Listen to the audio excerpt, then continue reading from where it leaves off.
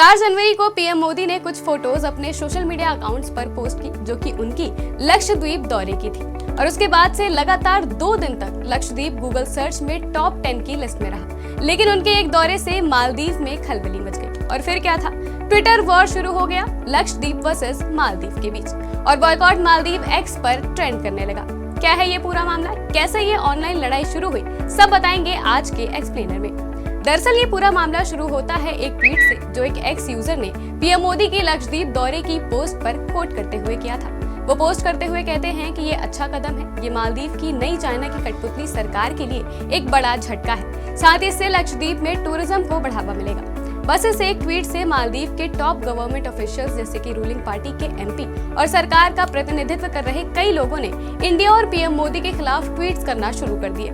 मालदीव की current ruling party progressive party of Maldives के member Zahid Ramiz ने कहा कि ये कदम अच्छा है, हालांकि हमसे कम्पीट करने का विचार डिल्यूजनल यानी कि भ्रामक है। वो हमारे जैसी सर्विस भला कैसे दे सकते हैं, वो इतने साफ कैसे हो सकते हैं, साथ ही कमरों में परमानेंट स्मेल सबसे बड़ी दिक्कत होगी। उनकी ऐसी प्रतिक्रिया आमतौर पर समझ आती है, लेकिन उनका ये कहना कि कमरों में परमानेंट स्मेल और साफ सफाई इतनी अच्छी नहीं हो सकती, एक तरीके से रेसिस्ट रिमार्क है इंडिया और इंडियंस के खिलाफ। इनके अलावा मालदीव की मिनिस्टर मरियम शिवना ने पीएम मोदी के खिलाफ क्लाउन यानी कि जोकर जैसे रेसिस्ट शब्दों का इस्तेमाल करते हुए ट्वीट किया, जिसे अब वो डिलीट कर चुकी है। और फिर क्या था, इंडियन यूजर्स की तरफ से भारी प्रतिक्रिया देखने को मिली और उनके व दूसरे मिनिस्टर्स के पुराने anti India, anti Hindu, anti Christian व एंटी जूइश ट्वीट्स निकल कर सामने आने लगे, जिसे उन्होंने डिलीट करना शुरू कर दिया। और इसके साथ ही बॉयकॉट मालदीव्स ट्रेंड करने लगा। साथ ही लोगों से अपील की जाने लगी कि जो लोग आपसे नफरत करते हैं, आप उनके कंट्री में ना जाकर अपने ही देश की खूबसूरती को देखें और लक्षद्वीप जाएं। इस बॉयकॉट ट्रेंड का सोशल मीडिया इन्फ्लुएंसर्स ने भी पूरा साथ देना शुरू कर दिया।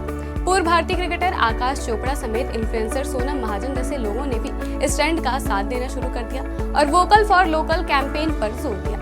इनके अलावा बॉलीवुड सेलिब्रिटी जॉन अब्राहम, अक्षय कुमार, श्रद्धा कपूर और सचिन तेंदुलकर ने भी लक्षद्वीप की फोटो शेयर करते हुए अतिथि देवो भव और #एक्सप्लोर इंडियन आइलैंड लिखते हुए ट्वीट कर दिया है। और अब ये एक्स पर ट्रेंड करने लगा है।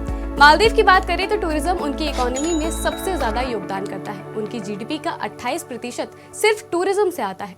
मालदीव की टूरिज्म मिनिस्ट्री के आंकड़ों के मुताबिक दिसंबर 2023 तक मालदीव में आने वाले टूरिस्ट में इंडियन टूरिस्ट सबसे ज्यादा थे।